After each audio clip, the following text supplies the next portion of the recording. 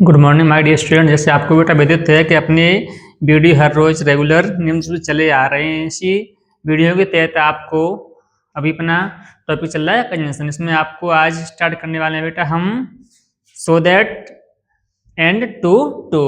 देख लीजिए ध्यान से आप। पहले हमने आपके लिए लिखा हुआ है यहाँ पर सो दैट। पहले क्या लिखा आपको सो दैट। इसका यूज कैसे करना है सेंटेंस में, आपको उसका रूल मैंने दिया है आपके लिए। So that in place of very, यानी अपना सो, तो सो इन प्लेस ऑफ वेरी, आपको वेरी के स्थान पर सो का यूज करना है। सो इन प्लेस ऑफ वेरी, आपको वेरी के स्थान पर सो का यूज करना है। तथा दैट लगा करके आपको दूसरे सेंटेंस को लिख देना है बेटा। इसका मैंने आपको एग्जाम्पल दिया, छोटा सा सिंपल भी है आपके लिए। देखो ये अपना he is very poor comma he can not buy a car.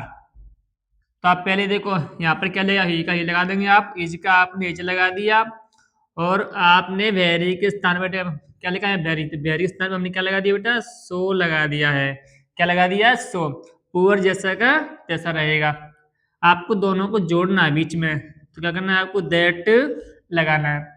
दूसरे वाक्य को जैसा होगा बेटा वैसा ही रहेगा, दूसरे वाक्य को जैसा होगा वैसा ही लिखना आपको। तो he can not buy a car, वह इतना गरीब है कि वह कार नहीं खरीद सकता है। बेटा सेकंड है आपका too to. To to in place of so that. Too to in place of so that, यानी सो दैट के स्थान पर आपको दो टू है, छोटा वाला भी है बड़ा वाला भी है, तो टू टू का यूज करना है। इसका बेटा रूल लिखा मैंने आपके लिए। सो के स्थान पर आपको क्या करना होगा, बड़ा वाला टू लगाना है। सो के स्थान पर आपको बड़ा वाला टू लगाना है। तथा दैट से लेकर सब्जेक्ट सहित आपका कैन नॉट आए या कुड नॉट आए। कैन नॉट कुड नॉट को हटाकर आपको टू लगा देना है, छोटा वाला टू लगा करके शेष वाक्य को लिख देते हैं। इसका एग्जाम्पल है आपके लिए, वो है ही इज सो लेजी, वह इतना आलसी है। He is so lazy that he can not study in school, यानी उतना आलसी है कि वह स्कूल में पढ़ाई नहीं कर सकता है। बेटा इसको आप से बनाओगे, इसको आप बनाओगे टू टू से। तो देखो ही इज, आपने सो के स्थान पर टू का यूज करना है। अब क्या करना है आपको, सो के स्थान पर टू लगा दिया बेटा आपने, लेजी का लेजी रहेगा आपका।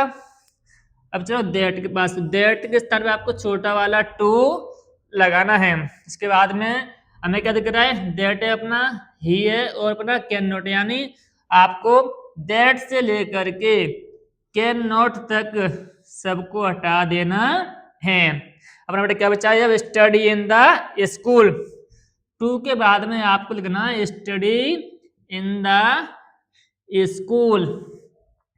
बेटा आपको ये ग्रामर के रूल्स हर रोज नियम से कराए जा रहे हैं, इसको आपको इनको बड़े ध्यान से घर पे समझना और पढ़ना होगा। इससे आपको आई एग्जाम में बहुत अच्छे से मार्क मिल सकते हैं। मान लीजिए आपको अपना जो ग्रामर का पार्ट ना, हर एक एग्जाम में आपके में ग्रामर का पार्ट से बेटा आपका 10 मार्क्स का रहता है। कितना होता है आपका 10 नंबर का रहता है।